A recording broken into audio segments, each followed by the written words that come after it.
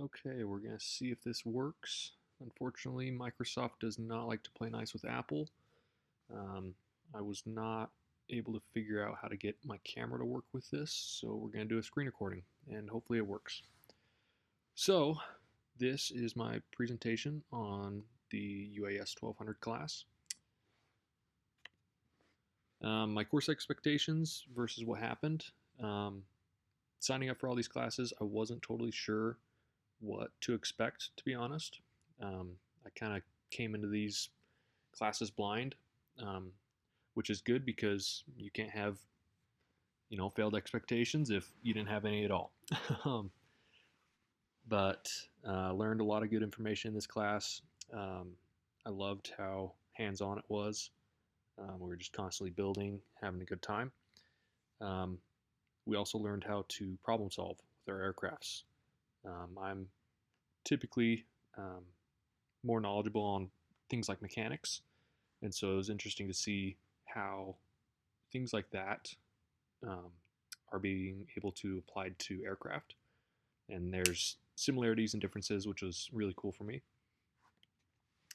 My build project and the steps that I took, I really enjoyed building this little plane. Um, it was a lot bigger than I expected, to be honest. But there were three main parts, I'd say, to the build. There was the overall foam construction, so that includes things like cutting out the foam, bending foam, using our hot glue to connect the pieces together.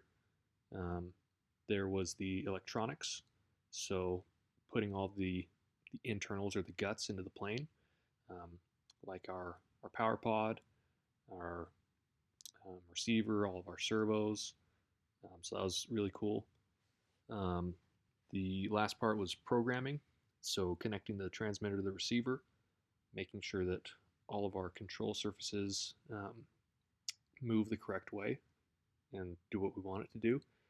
And finally, crash was um, a big hurdle for my build project. I crashed it a lot of times, which is good and bad. You learn from your mistakes and how you can improve upon them.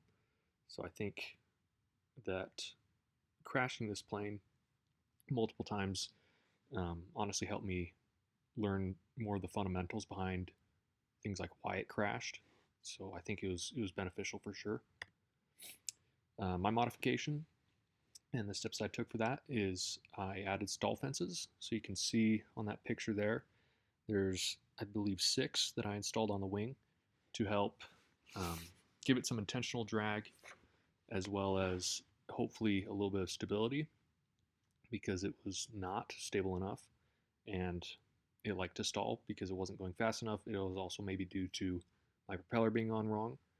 Um, and so the way I was able to build those is I just took some scrap pieces of foam, a bunch of toothpicks, so they were able to be removed, and I essentially just stuck a toothpick directly through the stall fence into the wing. And so if I ever wanted to, I can take them out. Um, and then along the edges of all the stall fences, I put hot glue so that in the event of a crash, they're a little bit more durable. And the final step I took was not crashing, which was great. I took what I learned from the previous attempts of flight and was able to correct a few things and make sure that everything was working properly and had a successful flight, which was great. Some tips and tricks and techniques for the class that I found were to be prepared was a big thing. Just making sure that I brought all of the right material to class, um, as well as staying on schedule was big. Because if you ever got behind in this class, then it's a little bit tricky to get caught up if you aren't coming in during lab times. Reading ahead is a big thing. You don't want to get too ahead of yourself, and then you end up missing things. And going along with reading ahead is planning ahead. So determining what you're going to need to bring for the next class, um, whether that's watching the video a little bit farther than you need to, just so you have a general idea of the things that you need to be aware of that are coming up. And I found that kind of using all 4 of these things was able to help me be really successful in the class, and it ended up working really well.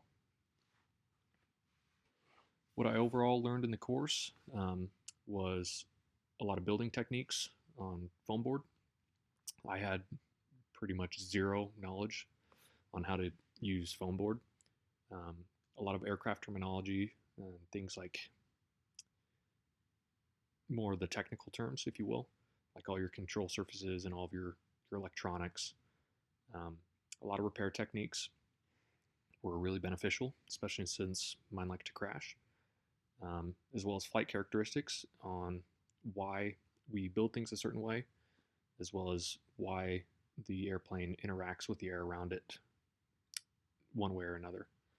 Um, it it was a lot of information, but I really enjoyed it. It gave you a lot of the basics, as well as some advanced um, understandings.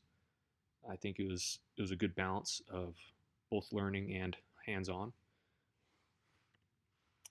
One change that I suggest is I would have liked to seen a little bit of skills added from the things that we learned in 1500.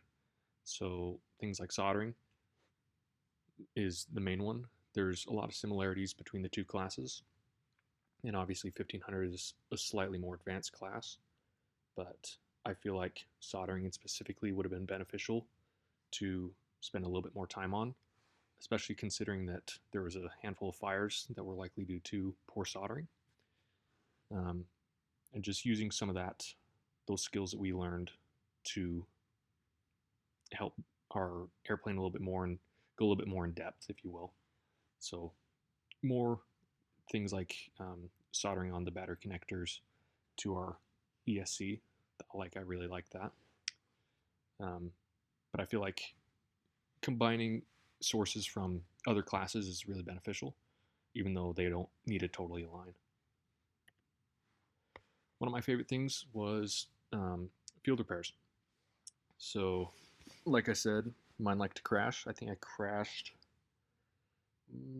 3 or 4 times. Um, it was really fun learning how to repair things on the field as well as in the lab. There's a lot of different techniques, um, and it was interesting to see what failed every time. So, like the first time, um, the fuselage kind of split apart, and I was able to glue it back into place, as well as fix my power pod, which became a little bit crunched. Um, and then the second time, the empennage kind of snapped in half, but I was able to repair that in the lab with some popsicle sticks and hot glue. So that was really fun to do. Um, I feel like I do better learning when I have a task I need to kind of figure out. The build, it was pretty straightforward, if you could say that. And so I like having to, use my head and think on what the best way to do thing is. Whereas where we're just watching the videos, if you follow what he says, it'll pretty much work. So I like that problem solving aspect for sure. And that is going to do it for my presentation. And have a great night.